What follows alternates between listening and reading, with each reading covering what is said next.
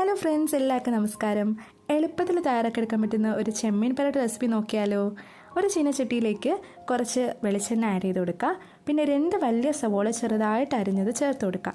2 പച്ചമുളക് നീളത്തിൽ കീറിയതും ചേർത്ത് ഇതൊന്ന് ചുമന്ന് വരുമ്പോഴത്തേക്കും 1 സ്പൂൺ ഇഞ്ചി വെളുത്തുള്ളി പേസ്റ്റ് ആഡ് ചെയ്ത് 2 പഴുത്ത തക്കാളി ചെറുതായിട്ട് അരിഞ്ഞതും ചേർത്ത് കൊടുക്കുക.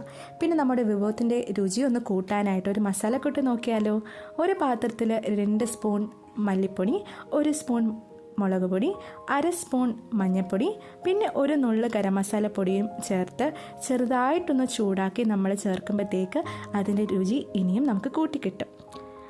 ഇതൊന്ന് ചേർത്ത് കൊടുത്ത് ചെറുതായിട്ട് വരട്ടി നമ്മുടെ ചെമ്മീനും ഒന്ന് ചേർത്ത് ആവശ്യത്തിനുള്ള ഉപ്പും കുറച്ച് വെള്ളവും കൂടി ഒഴിച്ച് ഇത് വേവിക്കാനായി അടച്ചു വയ്ക്കാം. ഇതൊന്ന് വെന്ത് കിട്ടുമ്പോഴത്തേക്ക് കുറച്ച് കറിവേപ്പിലയും കൂടി ഇട്ടാൽ അത്രയേ ഉള്ളൂ നമ്മുടെ ചെമ്മീൻ പരട്ട്.